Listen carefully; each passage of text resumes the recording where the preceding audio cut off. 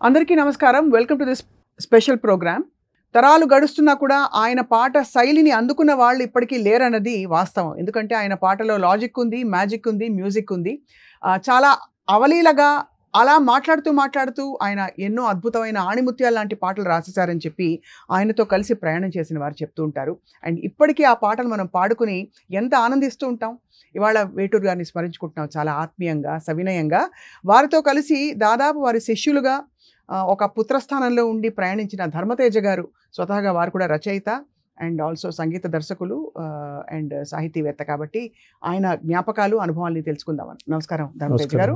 చాలా వేటూరు గారి స్పెషల్ ప్లేస్ని, ఆ స్థానాన్ని ఎవరు అందుకోలేకపోయారన్న దానికి కారణం ఏంటి సార్? అంటే ఆయన పుట్టడమే ఒక సాహితీవేత్తల వంశంలో పుట్టారు. వేటూరి ప్రభాకర శాస్త్రి గారు వీళ్ళ పెదనాన్న గారు, వీళ్ళ తండ్రి గారి పేరు వేటూరి చంద్రశేఖర శాస్త్రి గారు, వీళ్ళ తండ్రి గారు డాక్టరు. కానీ ఈయన ఆ వంశమే సాహితీ సేవలో తరించిన వంశం. వేటూరి ప్రభాకర శాస్త్రి గారు ఇప్పుడు మనందరం చదివి పాడి తరిస్తున్న అన్నమయ్య గీతాలు తాళపత్రాలు తవ్వి తీసి వాటిని జనానికి అందించిన వాళ్ళు సిద్ధహస్తులు. ఆయన కూడా చాలా సాహిత్యం సేవ చేశారు. తిరుపతిలో ఆయన విగ్రహం కూడా ఉంటుంది వేటూరి ప్రభాకర శాస్త్రి. మరి ఆయన ఇన్ఫ్లుయెన్సో లేదంటే వీళ్ళ వంశంలో బ్లడ్లోనే 5 ఉండడం వల్ల జీన్స్లో ఆయనకి చాలా అలవోకగా అబ్బింది అనమాట. యాక్చువల్గా జర్నలిస్ట్గా చేస్తూ ఆయన ఎన్టీ రామారావు గారి ప్రోత్సాహంతో ఫస్ట్ రచయితగా వచ్చారు. వచ్చి కొంతకాలం ట్రై చేసి మళ్ళీ వెనక్కి వస్తే రామారావు గారు పిలిచి తిట్టి, నువ్వు అలా కాదు, కొంచెం వెయిట్ చేయాలి, రాగానే ఇస్తారన్నట్టుగా ఒక చిన్న ఇండికేషన్ ఇస్తే, యాక్చువల్గా దీక్ష అనే సినిమాలో పాట రాసినా అది రికార్డ్ కాలేదు. అదొకటే ఆయనకున్న వెలితనం. ఆయన లిరిక్లో ఘంటసాల గారు వాయిస్ రికార్డ్ కాలేదు, ఆయన బాధ. అది యాక్చువల్ ఘంటసాల గారు పాడారు, కానీ సినిమాలో ఏదో కారణంలో పెట్టలేదు. కానీ భారత నారి చరిత్రం అన్న ఫస్ట్ సాంగ్తో ఆయన జనానికి తెలిసారు. అండ్ విశ్వనాథ్ గారు ఆ తర్వాత ఆయనకి బాగా ప్రోత్సాహం ఇచ్చి ఆయనలోనే పటిమని, ప్రావీణ్యతను బాగా ఎలా జనానికి తెలియాలనేది విశ్వనాథ్ గారు మెరుగుపరిచారు దాన్ని.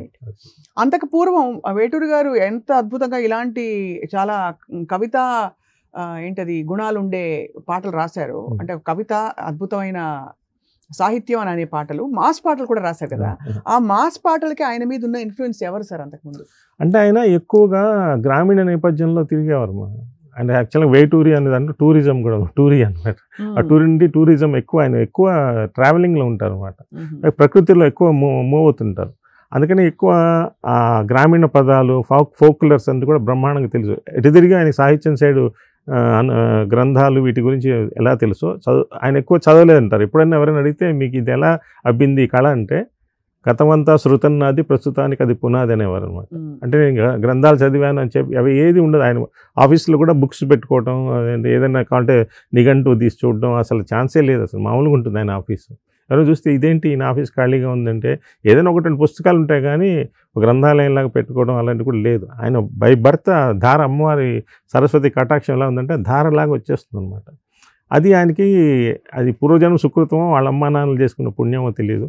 ఆయన లేక పుట్టిన బిడ్డ అనమాట. ఆయన్ని కాస్త గారాభంగా పెంచారు. ఆయన నిజంగా చిన్నప్పటి నుంచి కూడా బాగా ఆర్థికంగా మంచి పుష్టితో పెరిగారు, బికాజ్ ఆఫ్ లేక పుట్టిన బిడ్డ. ఆయన తర్వాత ఒక బ్రదర్ ఉన్నారు సదానందమూర్తి, ఆయన కూడా డాక్టర్.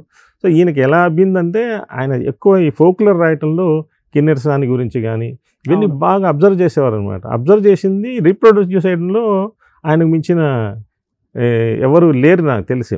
బాలుగారి మాటలు చెప్పాలంటే నాకు ఒకసారి చెప్పారు, సినిమా రచయితలుగా కానీ ఒక మంచి రచయితగా కానీ పేర్లు స్టార్ట్ చేస్తే ఫస్ట్ పేరు నేను వేటూరి సుందరరామూర్తిని రాస్తాను, ఆ తర్వాత 100 పేర్లు ఖాళీ రాసి 101 ఎవరైనా రాస్తాను, కానీ ఈ 100 వరకు ఎవరు లేరని చెప్పేవారు. ఎందుకంటే వేటూరు గారి తరం నుంచి శైలి మారింది కదా. అవును, టోటల్ ట్రెండ్ ఇద్దరు మీరేదంటున్నారు చెప్పండి సార్. అంటే ఇద్దరు టాప్ వెళ్ళిన ఆర్టిస్టులు అంటే మన ఎన్టీ రామారావు గారు గురించి చెప్పక్కర్లేదు. ఆయన అప్పటిదాకా ఒక దీంట్లో ఉంటే ఆయన మీద ఇలాంటి ఫోక్లర్స్ కానీ కొత్త చమక్కులు ఉన్న పాటలు కానీ రాయడానికి ఆలోచించేవారు. ఆయన కూడా యాక్సెప్ట్ చేయడానికి ఆలోచించేవారు. దర్శకులు కూడా ఆయనతో చేస్తున్నారు. కానీ అడవి రాముళ్ళు ఆరేసుకుపోయి పారేసుకున్నాను ఇలాంటి పాటల తర్వాత టోటల్ ట్రెండ్ మారిపోయింది. మళ్ళీ అలాంటి పాటలు ఉంటే కానీ ఎన్టీ రామారావు గారిని చూడరేమో జనాలు, మాస్ హీరో దీనికి వెళ్ళిపోయారు. రామారావు గారికి ఉన్న ఈ ఆధ్యాత్మికమైన కానీ పౌరాణిక కళ నుంచి మాస్ హీరోగా టర్న్ అవుతున్నప్పుడు అడవి రాముళ్ళ పాటలు కానీ, యమగోళంలో చిలకు కొట్టుడు కొడుతు ఇలాంటి పాటలు కానీ వేటగాళ్ళలో ఆకుచాటు పిండి తెలిసే పాటలు, ఇవన్నీ ఏం చేస్తే ఆయన ట్రెండ్ టోటల్గా ఆయన ఒక మాస్లోకి ఇంకా ఎక్కడికో తీసుకెళ్ళిపోయారు. అప్పటి రోజుల్లో సార్ మీరు చూసారు కాబట్టి ఇండస్ట్రీ ఎలా అంటే ఆకుచాటు పిందె తడిసే అనే బాణీ ఇచ్చిన తర్వాత ఆయన రాశారా, లేక ఆయన రాసిన తర్వాత బాణీ కట్టారా? అన్నిటికీ రెడీ అమ్మా. యాక్చువల్గా నాకు తెలిసి ఆ పాటకి బాణీ ఇచ్చినాకే రాశారు. బాణీ ఇచ్చినాక అండ్ అప్పుడు హిట్ కాంబినేషన్ బాగా. ఆయనతో చక్రవర్తి గారితో ఒకటి, ఇళయరాజా గారితో ఒకటి ఈయనది హిట్ కాంబినేషన్. అలాగే నెక్స్ట్ నేను చెప్పవలసింది అంటే చిరంజీవి గారు. చిరంజీవి గారి కెరీర్లో ఈయన పాటలతో ఆయన ఎదిగిన విధానం అయితే మాత్రం అనిర్వచనీయం. ఒక మచ్చుకి ఒక 4 గుర్తు చేసుకుందాం సార్. ఎన్టీఆర్ గారి కోసం ఆయన రాసిన పాటలు, అలాగే చిరంజీవి గారి కోసం రాసిన పాటలు, ఎన్టీఆర్ గారి కోసం రాసిన పాటలు మీరు చెప్పారు ఆల్రెడీ కొన్ని. ఇప్పుడు దాంట్లో నేను చెప్పిన దాంట్లో అడవి రాముల్లో ఆ ఒక్క పాటను, ఎందుకంటే మాస్ పీపుల్ ఎలా అంటే, నేను చిన్నపిల్లలు అన్నప్పుడు నా కళ్ళారా చూశాను, ఆడేసుకుపోయి పాడేసుకుని పాట చూసి వెళ్ళిపోయేవాళ్ళు కాసేపు, మళ్ళీ ఏదైనా ఇంకో పాట వస్తే వచ్చేవాళ్ళు. కానీ ఆ పాట కోసం వచ్చేవాళ్ళు ఆ రోజుల్లోనూ అది ₹1 కోటి సంపాదించిందని అనేవాళ్ళు అనమాట.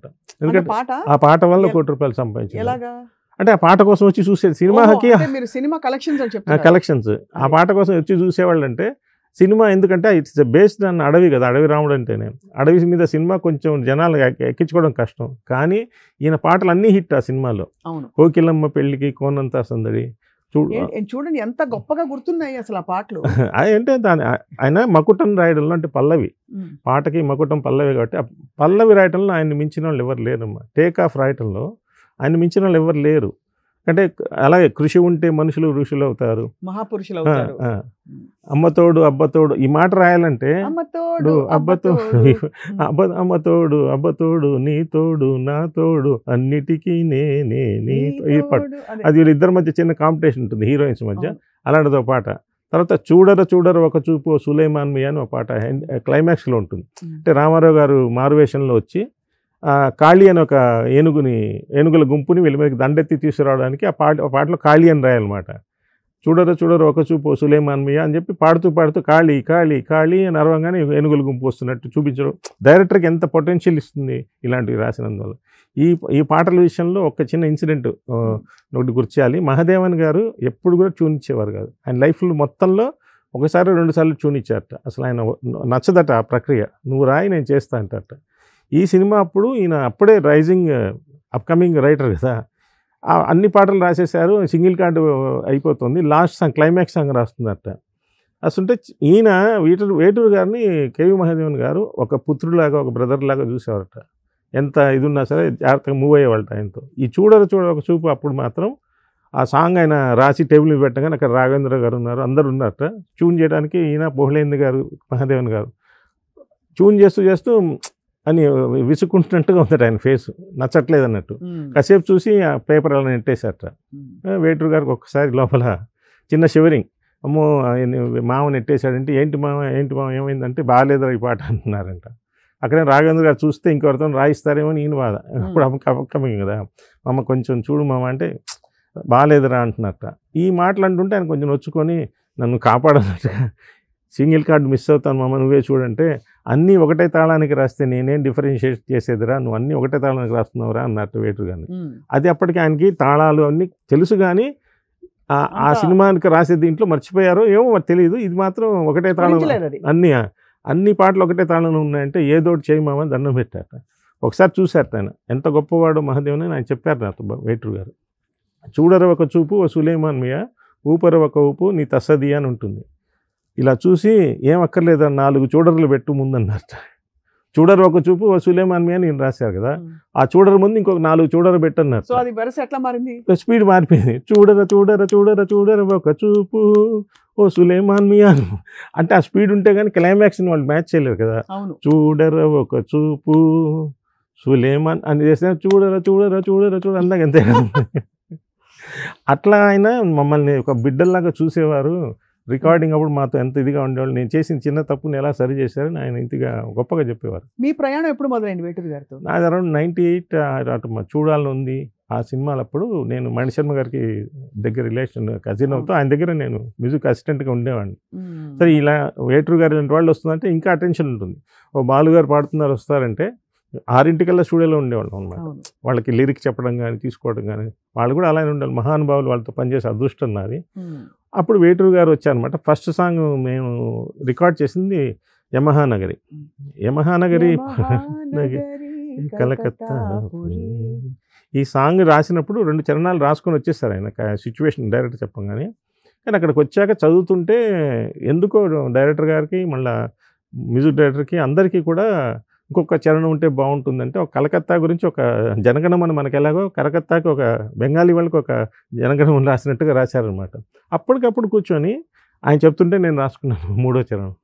ఎంత బాగా రాశారంటే ఆ పోకడ నేను ఎవరి దగ్గర చూడలేదు అనమాట. స్పాంటేనియస్గా రియాక్ట్ అవ్వటం, ఆయనకి నాలెడ్జ్, ఏదైనా సరే నాలెడ్జ్ ఎట్లా ఉంటుందంటే కలకత్తా గురించి, బెంగాల్ గురించి అంటే టకటకటక మైండ్లోకి ఎలా వస్తుంది, ఒక టెన్షన్ ఉంటుంది కదా అక్కడ రికార్డింగ్ జరుగుతుందంటే. అయినా రాసేసారు.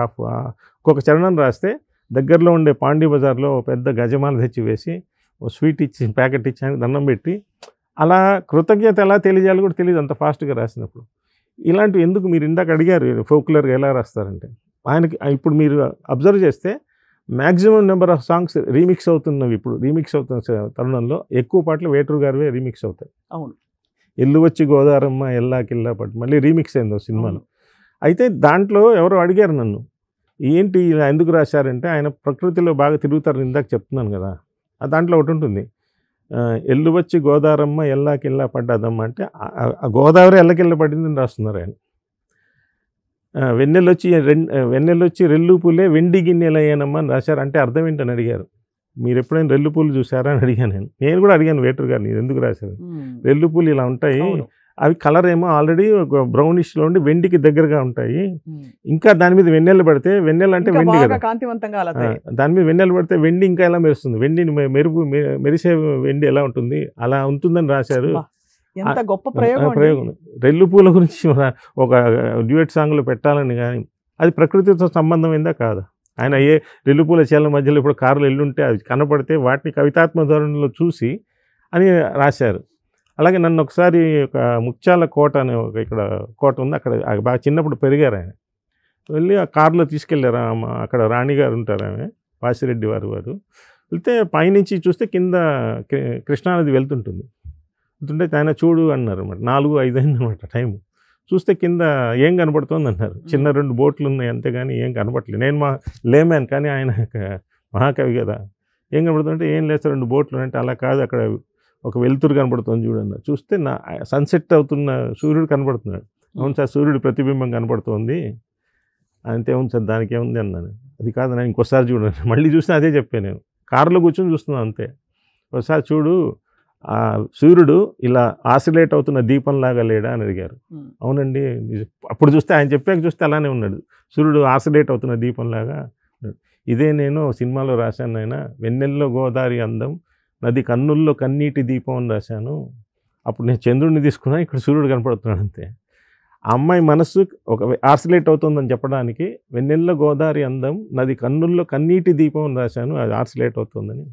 అది ఆయన కన్నీటి దీపం అంటే అమ్మాయిలో పెయిన్ ఉందన్నమాట. అది వెన్నెల్లో గోదావరి అందం నది కన్నుల్లో కన్నీటి దీపం అది నిరుపేద నా గుండెలో అని ఉంటుంది. నెక్స్ట్ ఆ నిరుపేద నా గుండె అనడం కూడా ఆయన లోపల ఆ పెయిన్ ఎలా చెప్పాలని దాంట్లో అనమాట. సార్ ఒక్కసారి ఇంటర్వ్యూ చేశాను సార్ వేటూరు గారిని, సాక్షి కోసం. నేను ఉన్నాను మీరు ఉన్నారు కదా సార్. అది ఆయన మాట తీరంతా చిన్న పసిపిల్లవాడు. ఇది అందరూ చెప్పగా విన్నాము, ఆ రోజు నేరుగా ప్రత్యక్షంగా చూడడానికి గంభీర స్వరూపం, కానీ మాట్లాడితే మాత్రం ఆయన ఒక సుమారు ఎన్ని పాటలు రాసుంటారు సార్ ఆయన? 7,000 పైనమ్మా, 7,000 పైన రాసుంటారు. Highest lyrics in the world ఆయన యాక్చువల్గా. ఎందుకంటే లిరిక్ రైటర్ జనరల్గా ఒక లాంగ్వేజ్కి స్టిక్ ఆన్ అయి ఉంటారు. సింగర్ మే సింగ్ సో మెనీ లాంగ్వేజెస్, కానీ లిరిక్ రైటర్ అనగానే ఆ భాష మీద ఉండే దాంట్లో రాస్తారు, కానీ వేరే లాంగ్వేజ్కి వెళ్ళి రాయడానికి అంత ఛాన్స్. ఆయన మాటల రచయితగా ఎక్కడైనా మనకి దర్శనం ఇచ్చారు? చాలా తక్కువ, 1-2 సినిమాలు ఏదో చెప్తారు. మల్లెపువ్వు అలాంటి సినిమా ఉంది, మల్లెపువ్వు కాదు అలాంటి సినిమా ఏదో జంజాల గారి డైరెక్షన్లో ట్రై చేశారని చెప్తారు. అంతా ఆయన రాయలేదు, జంజాల గారు కూడా రాసుకున్నారు, యాక్ట్ చేశారు ఆ సినిమాలు కూడా. ఒక సినిమాలో యాక్ట్ చేశారు, ముఠా మేస్త్రిలో జడ్జిగా యాక్ట్ చేశారు ఊరినే. అవును. అట్లా ఆయన అంటే మీరు ఫోక్లర్స్, మాస్ సాంగ్స్ ఏదైనా సరే అది కొన్నిసార్లు విమర్శలు వచ్చాయి అప్పట్లో. అంటే ద్వంద్వార్థాలు ఉండే పాటలు, కొంచెం దాదాపు మనం పాడుకోలేని పాటలు కూడా రాశారని ఆయన దాన్ని డినై చేయరు డినై చేయరు. డినై చేయరు. రాశానంటారు. రాశాను, అక్కడ రిక్వైర్మెంట్ ఉంది, రాశాను నేను కాబట్టి ఇంకోళ్ళు రాస్తారు. అది నేను రాశాను గర్వంగా చెప్పను, కానీ పరిస్థితుల ప్రభావం అలా ఉంటుంది. నా చేత రాయించుకునే వాళ్ళు తప్పు లేనప్పుడు, యాక్ట్ చేసేవాళ్ళు తప్పు లేనప్పుడు, పాడేవాళ్ళు తప్పు లేనప్పుడు నా ఒక్కడిది ఎందుకు తప్పు? లేదు అసలు అంటే వారు తప్పు పట్టాలనే అంత సాహసం చేయము సార్. కానీ వారు ఎలా దాన్ని అంటే అన్వయించుకున్నారు? ఇప్పుడు అంటే ఏది మనకి సరైన ఒక ఒక ఒక గీటురాయి కానీ ఒక ఇది అని చెప్పడానికి, ఇది ఓకే, ఇది నాట్ ఓకే అని. అంటే ఇది గీటురాయితో చేసే పని కాదమ్మా. యాక్చువల్గా ఏంటంటే హీరోస్కి ఒక మాస్ ఇమేజ్ ఉంటుంది. ఆ మాస్ ఇమేజ్ ఉన్న సినిమాలు వచ్చినప్పుడు ఇలాంటి కావాలని అడుగుతారు. అడిగినప్పుడు రాయలేనంటే బయటికి వెళ్ళి వేరేతో రాయించుకోవడం ఒకటైతే, ఈయన రాయలేకపోతున్నాడు, వేటూరు అంతటైనా డౌన్ అయిపోయాడు అంటారనే అవకాశం ఉంది కదా. ఎందుకు రాస్తే సరిపోతుంది కదా, వాళ్ళ ఇష్టం, వాళ్ళ సినిమాలు పెట్టుకుంటే సెన్సార్ వాళ్ళు కట్ చేసేవాళ్ళు అంటారు, మనకెందుకు మనం రాసి ఇచ్చేద్దాం అంతే తప్పితే వేరే. ఇళయరాజా గారు కూడా ఒక సందర్భంలో అన్నారట, చిత్రమ్మ గారు చెప్పారు, రాజా సార్ చెప్పారు ఇలాగా, ఈ పాట పాడను, ఈ పాట పాడతాను అని అనకూడదు, ప్రొఫెషనల్ అన్నప్పుడు అక్కడ రిక్వైర్మెంట్ ఉంటే పాడాలి అని. సో అది సగౌరవంగా ఇది అడిగిన ప్రశ్న అంటే వారి ఆంతర్యం అసలు సహజంగా ఎటువైపు వెళ్ళేది, ఎటువంటి పాటలు ఆయన ఇష్టపడేవారని. అలాగే మీరు ఒక మాస్టర్ పేరు తీసుకొచ్చారు కాబట్టి ఆయనతో కూడా ఒక మంచి ఇన్సిడెంట్ ఉంది మా వేటూరు గారిది. ఆయన ఫస్ట్ సాంగే వేటూరు గారితో చిన్న గొడవతో స్టార్ట్ అయింది.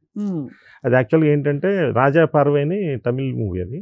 దాంట్లో మీకు తెలిసే ఉంటుంది, అమావాస్య చంద్రుడు అని తెలుగులో వచ్చింది. కమలాసన్ కళ్ళు లేని వాళ్ళలాగా యాక్ట్ చేస్తారు. ఆ సినిమాలో ఫస్ట్ సాంగ్ రాయడానికి ఆ సినిమా డైరెక్టర్, ఆయన గొప్ప సాహిత్యవేత్త, మహాదర్శకుడు, సంగీతం శ్రీనివాసరావు గారు.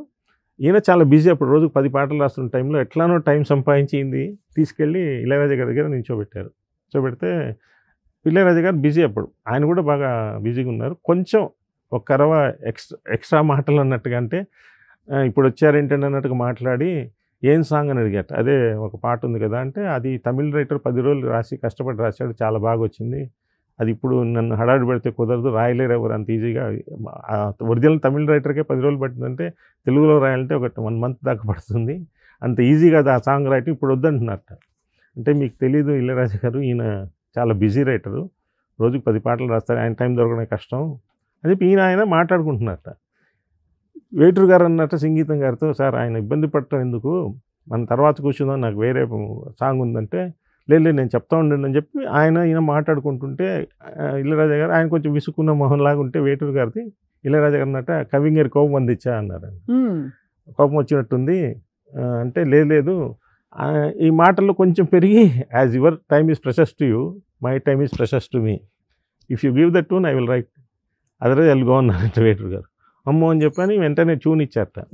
ట్యూన్ ఇస్తే దానికి రాసిన లిరిక్స్ చదివి, ఆయన రాసుకున్నట్టు, డైరెక్టర్ గారు రాసుకున్నట్టు లిరిక్స్, ఆ లిరిక్స్ చదివి మీటర్ అంతా చూసుకుంటారు కదా ఎలా ఉందని, చదివి వెంటనే హార్మోనియం తీసి పక్కన పెట్టి ఇళయరాజా గారు ఒక్కసారి కాళ్ళ మీద దండం పెట్టి క్షమించండి అన్నారు. అదే సుందరము సుమధురము చంద్రుడం, అది తమిళ్లో సుందరము సుమధురము చంద్రుడందిన చందన శీతలము లయజమారు సచీతలము మనసిజ రాగవశీకరము సుందరము సుమధురము చంద్రుడందిన చందన శీతలము. అసలు ఆయన ఎట్లా కూర్చుని ఉంటే 10 నిమిషాల్లో మంచిలు తాగినంత ఫాస్ట్గా రాసేసాడు ఈయన మహానుభావుడు అని చెప్పి ఆయన వెంటనే. ఆ తర్వాత నుంచి వాళ్ళ ప్రయాణం ఎంత ఉందంటే, వీళ్ళిద్దరు అనుబంధం ఎన్ని వేల పాటలు, ఎన్ని వందల పాటలు, వీళ్ళ కాంబినేషన్ అన్ని గొప్ప పాటలే.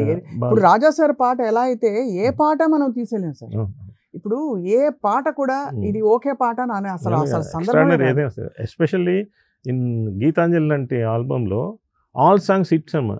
నాగార్జున గారి కెరీర్లో ద బెస్ట్ మ్యూజికల్ హిట్ అంటే గీతాంజలినే. ఓ జగడ జగడ జగడం శ్రీశ్రీ గారా రాసింది, వేటూరు గారా అర్థం కాదు. జగడ జగడం, ఓ పాపా లాలి, ఓ ప్రియా ప్రియా, తర్వాత ఆమని పాడవే హాయిగా, ఓం నమః నయన శృతులకు, ఓం నమః నయన జతులు, నంది కొండ వాగుల్లో నల్ల, ఏ పాట తీసేస్తాను చెప్పండి, ఆ సిచ్యువేషన్ అయితే యాప్ట్గా ఉంటుంది. ఒకసారి ఈ సఖీ పాటలు రాస్తున్నప్పుడు మెడ్రాస్లో నేను కొన్ని కొంట్లో బాగాలేకపోతే నేను అసిస్ట్ చేసేవాడిని రాయడానికి. నన్ను ఎందుకు ఆయనకు తీసుకెళ్ళాలనిపించింది, మణిరత్నం గారి దగ్గరికి తీసుకెళ్లారు ఆఫీస్కి. ఎర్లీ మార్నింగ్ 6:37 అనమాట. ఆయన ఇంకా లుంగి మీద ఉన్నారు మణిరత్నం గారు. ఇంటికి వెళ్ళాలో అప్పుడు ఇంటి నుంచి వచ్చారో తెలియదు. మాట్లాడుతూ నాకు అసిస్టెంట్ చేస్తారు అంటే అని దండం పెడితే ఆయన అన్నారు, మీరు అలా ఇది కావద్దు, హంబుల్ అయిపోయాను అనమాట నేను మణిరత్నం గారిని చూడంగానే. ఆయన ఇంతవరకు నా ఆఫీస్కి ఎవరిని తీసుకురాలేదు, ఆయన ఒక్కడే వచ్చేవారు, మిమ్మల్ని తీసుకొచ్చారంటే మీ దగ్గర కూడా ఏదో మ్యాటర్ ఉందని తీసుకొచ్చారని చెప్పారు. మరి చెప్తూ గీతాంజలి నుంచి ఒక టాపిక్ చెప్పారు, ఒక చిన్న మ్యాటర్. మీ గురుగారు ఎంత గొప్ప వాళ్ళంటే, నేను 2 గంటలు 3 గంటలు సినిమాలో గీతాంజలిలో ఇద్దరు జబ్బుతో ఉన్న వాళ్ళు బతుకుతారా పోతారా అనేది సబ్జెక్ట్ నాది. 2 గంటలు తీసుకున్నాక సినిమాల కంటెంట్ చెప్పడానికి, ఎండ్ కూడా నేను క్లైమాక్స్లో వదిలేశాను, కానీ మీ గురుగారు ఒక లైన్లో సబ్జెక్ట్ చెప్పేశారు అన్నాడు. నాకు కూడా తెలియలేదు, అంత నాలెడ్జ్ లేదు నాకు. ఎట్లా చెప్పారండి అంటే, ఈ మంచు బొమ్మలొకటై, ఆ లైన్ చెప్పారు ఆయన. మంచు బొమ్మ అంటే ఉంటుందా కరిగిపోతుందా అని అడిగారు మణిరత్నం గారు. ఈ క్యారెక్టర్స్ అవి ఉంటాయో పోతాయో తెలియదని నా సబ్జెక్ట్, కాబట్టి ఈ మంచు బొమ్మలొకటై కౌగిటిలో కలిసిపోయే వేళలో రాశారు. ఇద్దరు ఒకటి అవుతున్నారు కానీ ఉంటారో పోతారో తెలియదు అనేది కదా నా సబ్జెక్టు. ఇంకొక లైన్లో కూడా ఆయన సబ్జెక్ట్ చెప్పేశారు, నేను 3 గంటలు పెట్టుకున్నది. జగతికే అతిథులై జననమందిన ప్రేమ జంటగని రాశారు. అతిథి అనే మాట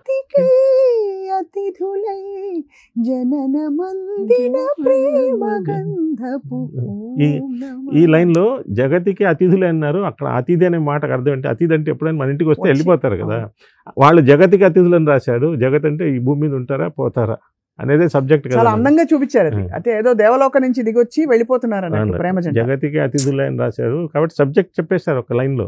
నేను 3 గంటలు కష్టపడ్డాను దానికి. ఎంత అసలు మీరు చెప్తుంటే సార్, వారిని కలవలేకపోయారని ఈ తరం వాళ్ళందరూ ఎంత నష్టపోయారని ఆయన ఈరోజు స్మరించుకోవటం మీ సాక్షి టీవీ ద్వారా చాలా అదృష్టం. Sir, before we wind up, మీరు న్యాచురలీ ఒక శిష్యుడే కాదు, అంతకంటే ఎక్కువ ఆయనతో, అది నా అదృష్టం. అలా చూశారు ఆయనని సాగనంపడం, ఆయన భౌతికంగా ఆయన సాగనంపడం మీకు చాలా కష్టతరం అయింది. నేను కళ్ళు తిరిగి పడిపోయాను రోడ్డు మీద. అప్పుడు నన్ను నీళ్లు చల్లి మళ్ళా బైక్ లేపింది వివి వినాయక్ గారు, డైరెక్టర్. అందరు చూడడానికి వచ్చారు కదా, కొంచెం లేట్ వచ్చారు. అప్పటికే దీంట్లో తీసుకెళ్తున్న వాహనం బయలుదేరింది. నేను రోడ్డు మీద అలా పరిగెడితే వెళ్ళి తార్ రోడ్డు మీద అలా పడిపోయాను అమీర్పేటలో. అక్కడ ఆయన నీళ్ళు జల్లి లేపుతుంటే, వెళ్ళిపోలేదా మీ గురువుగారు, ఇంకా అన్ని పాటల రూపంలో ఉన్నాడు, నువ్వెందుకు ఇలా అయిపోతావు అని వివి వినాయక్ గారు నన్ను పట్టుకొని లేపారు రోడ్డు మీద నుంచి. అంత ఆయన పాటనే తలుచుకుంటూ మనం ముగిద్దాం సార్. ఏ పాట? వేణువై వచ్చాను భువనానికి, గాలినై పోతాను గగనానికి. ఈ విషయంలో ఒకటి చెప్పాలి. యాక్చువల్గా వేటూరు గారు ఈ పాటకి నేషనల్ అవార్డు ఎక్స్పెక్ట్ చేశారు, కానీ రాలిపోయి పువ్వుకి ఇచ్చారు. పర్లేదులే నాయన మొత్తాన్ని గుర్తించారన్నారు. బాలుగారి మాటల్లో ఈయనకు 12 నేషనల్ అవార్డ్స్ వచ్చి ఉండాలయ్యా, ఆకాశాన సూర్యుడు ఉండే సంధ్య వేళకి రావాలి కదా, తర్వాత కృషి ఉంటే మనుషులు ఋషులు రావాలి కదా, ఈ దుర్యోధన దుశ్శాసనానికి రావాలి కదా, ఎన్ని పాటలకు రావాలయ్యా. ఆయనకి లాబింగ్ తెలీదు, అందరిని పట్టుకోవడం తెలీదు. ఆయన ఏదో ఆయన పాటలు రాసుకుంటూ ఈ చాలు అనుకున్న దీంట్లో ఉన్నారు. చాలా చాలా ఏమంటారు, అల్ప సంతోషి మీ గురువుగారు అని చెప్పేవారు. నాకు ఇంకోటి చెప్పారు, నువ్వు ఎవరితోనూ ప్యాంట్ షర్ట్ వేసుకున్నావు కాబట్టి మీ గురువుగారు నీకు తెలీదు, ఒక శ్రీనాథుడి పక్కన ఉన్నావు అనుకోవాలి నువ్వు అన్నారు. వాస్తవం సార్, ఎన్ని మాటలు ఉన్నా మనకి సాహసం చాలదు ఆయన్ని వర్ణించడానికి కూడా. కానీ మీరు ధన్యులు, మీతో మీ అనుభవాల్ని పంచుకోవడం మాకు మేము ధన్యులం అయ్యాం సార్. ధన్యవాదాలు. అండ్ చూసిన ప్రేక్షకులందరికీ కూడా ధన్యవాదాలు.